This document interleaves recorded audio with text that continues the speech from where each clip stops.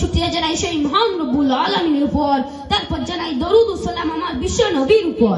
মঞ্চে উপস্থিত সম্মানীয় সভাপতি সাহেব এবং সুদক্ষ বিচারক মণ্ডলী, সামনে উপস্থিত শ্রোতাগণ, সকলকে জানাই আমার অভিনন্দন, শুভেচ্ছা ও ভালোবাসা। সম্মানীয় শ্রোতা মণ্ডলী, আমি আপনাদের সম্মুখে দাঁড়িয়েছি পিতামাতা সম্পর্কে কিছু কথা বলার জন্য। আল্লাহ কবুল করেন, সবাই বলে আল্লাহু আমিন।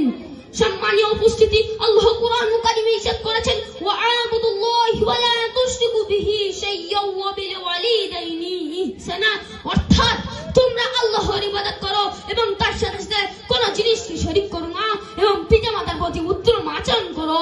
সম্মানীয় শ্রোতা মণ্ডলী, আল্লাহ তাআলা বলেছেন তোমরা তোমাদের পিতামাতার সঙ্গে উত্তম আচরণ করো। কিন্তু এই সমাজের কিছু কিছু যুবক সন্তান দেখতে পাওয়া যায়, তারা তাদের পিতামাতার সঙ্গে ভালো ব্যবহার করে না, তারা তাদের পিতামাতাকে অনেক কষ্ট দেয়। সেই সব যুবক তাদের পিতামাতার প্রতি এত জোরে কথা বলে যে পিতামাতার চোখ থেকে পানি বের হয়ে যায়। সম্মানীয় শ্রোতা মণ্ডলী, নবী সাল্লাল্লাহু আলাইহি ওয়াসাল্লাম বলেন তোমাদের পিতামাতা তোমাদেরই জান্নাত আবার তোমাদেরই জাহান্নাম। শুধু তাই নয়, নবী সাল্লাল্লাহু আলাইহি ওয়াসাল্লাম আরো বলেছেন, ফালা তাকুল্লাহু মাকসিন, তোমরা তাদেরকে পর্যন্ত বলো না। সম্মানীয় শ্রোতা মণ্ডলী, নবী সাল্লাল্লাহু আলাইহি ওয়াসাল্লাম বলেছেন তোমরা তাদেরকে পর্যন্ত বলা যাবে না, কারণ তারাই আমাদের জান্নাত আবার তারাই আমাদের জাহান্নাম। তাদের প্রতি উত্তম আচরণ করলে আমরা জান্নাতে যেতে পারবো, আর আমাদের ব্যাপারে তারা অখুশি হলে জাহান্নামে যেতে হবে। সম্মানীয় শ্রোতা মণ্ডলী, একদিন নবী সাল্লাল্লাহু আলাইহি ওয়াসাল্লাম সাহাবাদেরকে নিয়ে বসে আছেন। সেই সময় এক ব্যক্তি নবীর কাছে এসে বললেন, ইয়া আল্লাহর নবী, আমার ভালো ব্যবহারের সর্বাধিক অধিকারী কে? নবীজি বললেন তোমার মা। সেই ব্যক্তি নবীর কাছে আবারও জিজ্ঞাসা করলেন, তারপর কে? নবীজি বললেন তোমার মা। সেই ব্যক্তি রাসূল সাল্লাল্লাহু আলাইহি ওয়াসাল্লামের কাছে আবারও জিজ্ঞাসা করলেন, তারপর কে? নবীজি বললেন তোমার মা, তারপরে তোমার পিতা। সম্মানীয় উপস্থিতি, ব্যক্তিটার কথায় আমার নবীজি সাল্লাল্লাহু আলাইহি ওয়াসাল্লাম মাকে খিদমত করতে বলেছেন। শুধু তাই নয়, তিন বারই আমার নবীজি সাল্লাল্লাহু আলাইহি ওয়াসাল্লাম মাকে খিদমত করতে বলেছেন, তারপর পিতাকে। কারণ আমার নবীজি সাল্লাল্লাহু আলাইহি ওয়াসাল্লাম বলেছেন জান্নাতু তাহতা আকদামিল উম্মাহাতি, অর্থাৎ পিতামাতার পায়ের নিচে সন্তানের জান্নাত রয়েছে। আবার পিতামাতা যদি সন্তানের ব্যাপারে খুশি বা রাজি থাকে তাহলে কপালে জান্নাত নসিব হয়ে যাবে, আর সন্তানের ব্যাপারে পিতামাতা যদি খুশি হয় তাহলে জাহান্নামে যেতে হবে।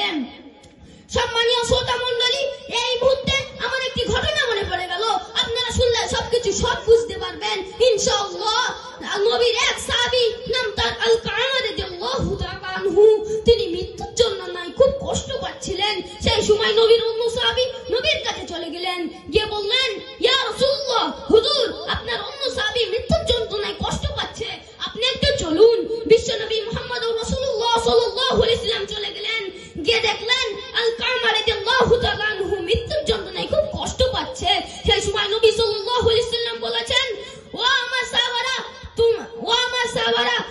আল-কামা রাদিয়াল্লাহু তাআলা আনহুর আব্বা মা কেউ কি আছেন?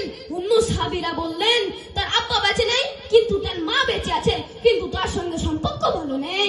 সম্মানীয় শ্রোতা মণ্ডলী, নবী সাল্লাল্লাহু আলাইহি ওয়াসাল্লাম বুঝে গেলেন যে তার প্রতি সন্তুষ্ট নেই বা খুশি নেই। সম্মানীয় শ্রোতা মণ্ডলী, নবী সাল্লাল্লাহু আলাইহি ওয়াসাল্লাম বললেন তোমরা যাও আল-কামা রাদিয়াল্লাহু তাআলা আনহুর মাকে ডেকে নিয়ে আনো। সাহাবারা মাকে ডেকে নিয়ে আনলেন। নবীজি বললেন, আম্মা জান, আপনি একবার দেখুন আপনার সন্তান মৃত্যুর যন্ত্রণায় কত কষ্ট পাচ্ছে। আপনি যদি আপনার সন্তানকে ক্ষমা না করেন তাহলে জাহান্নামের কঠিন আগুনে পড়বে, আর আপনি মা হয়ে কিভাবে থাকতে পারবেন? সে তো আপনারই সন্তান, আপনারই ছেলে। নবীজির কথায় আল-কামা রাদিয়াল্লাহু তাআলা আনহুর মন নরম হয়ে গেল। সম্মানীয় শ্রোতা মণ্ডলী, আল-কামা রাদিয়াল্লাহু তাআলা আনহুর মা বললেন, ইয়া রাসূলুল্লাহ, হুজুর আমি আমার সন্তানকে ক্ষমা করে দিলাম। সম্মানীয় শ্রোতা